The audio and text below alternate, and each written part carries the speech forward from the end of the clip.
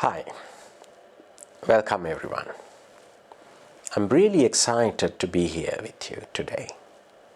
We are going to explore a topic that might not seem like an obvious fit for a business discussion at first. But trust me, it's incredibly relevant. We are talking about your brain, specifically how different parts of your brain help you make decisions, handle stress, interact with others, and think strategically in business. Let's start with something that's probably at the basic of every business decision you ever made: the prefrontal cortex, or PFC for short. Think of the PFC as the brain's project manager. It's the part that helps you plan, solve problems, and think about the future. If you've ever sat down to map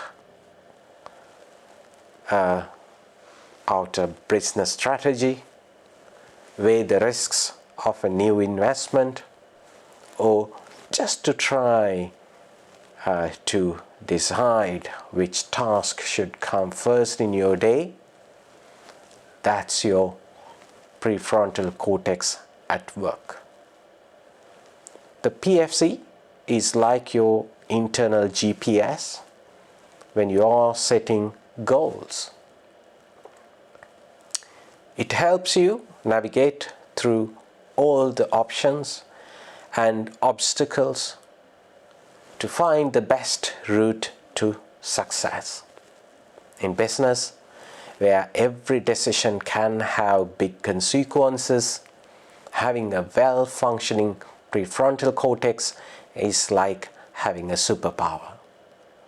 It helps you stay focused, think critically, and keep your eye on the big picture.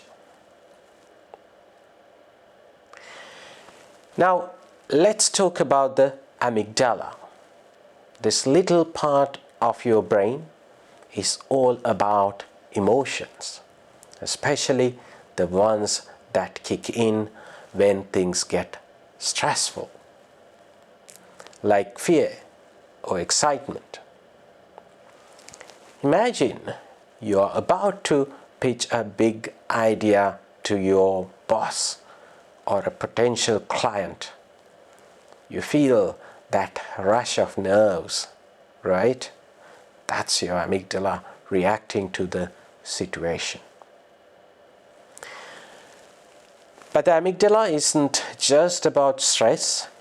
It also plays a key role in how we interact with others.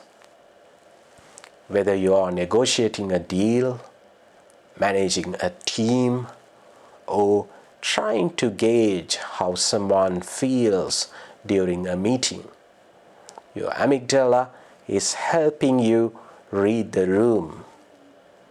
It's like your brain's social radar, helping you pick up on cues that aren't always obvious.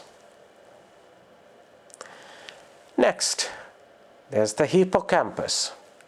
This part of the brain is all about memory. If you've ever had to remember market trends, client preferences, or even just where you parked your car at the end of a long day, you got your hippocampus to thank. In the business world, memory is crucial. It's what helps you learn from past mistakes, remember important details, and keep track of all the information you need to make informed decisions. The hippocampus is like your brain's filing system. It stores all the lessons you've learned, all the successes and failures you've experienced, and pulls them out when you need them most. Your ability to learn and remember is what helps you grow and adapt in business. After all, the best business people are those who learn from the past and use that knowledge to shape the future. Then there is the anterior cingulate cortex, or ACC. The anterior cingulate cortex is like your brain's quality control department. It's the part that keeps an eye on things, making sure everything is running smoothly. If something goes wrong, say there's a conflict in your team or a project isn't going as planned, your anterior cingulate cortex is the part that kicks in to help you adjust. In business, being adaptable is key. Markets change. Customers need evolve. And sometimes things just don't go according to plan. This part of the brain helps you stay flexible, allowing you to pivot your ideas when necessary and keep your focus on what's important. Let's talk about the basal ganglia. This part of the brain is all about habits and motivation. Think about your daily routines, those little habits that keep you productive. Maybe it's checking your emails first thing in the morning, or setting aside time for planning at the start of each week.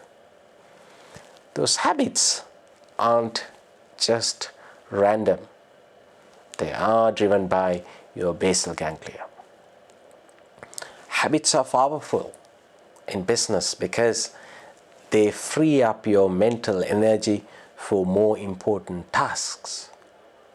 When something becomes a habit, you don't have to think about it. It just happens. The basal ganglia also help keep you motivated, pushing you towards your goals and rewarding you when you achieve them. Then we have the ventromedial prefrontal cortex, or VMPFC. This part of the brain is where we process risk and reward.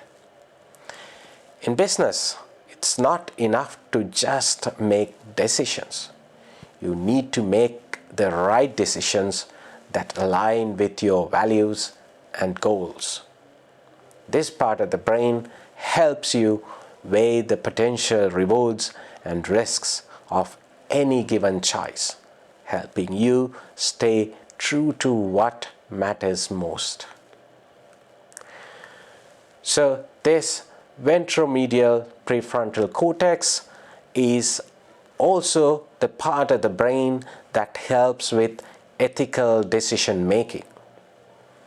In today's business world, where values are becoming increasingly important, having a strong sense of ethics is crucial.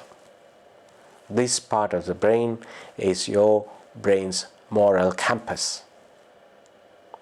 This part of the brain is your brain's moral compass, guiding you to make decisions that not only benefit your business but also align with your principles. The orbitofrontal cortex, or OFC is another key player. This part of the brain helps you adapt your behavior based on feedback. Imagine you've just launched a new product or service. You get some initial feedback and it's not exactly what you expected. The OFC helps you take that feedback, process it, and adjust your strategy accordingly. In business, this ability to adapt is incredibly valuable. Markets change, customer preferences shift, and sometimes you need to change course quickly. The OFC helps you stay agile, ensuring that you are always moving in the right direction, even when the path isn't straightforward.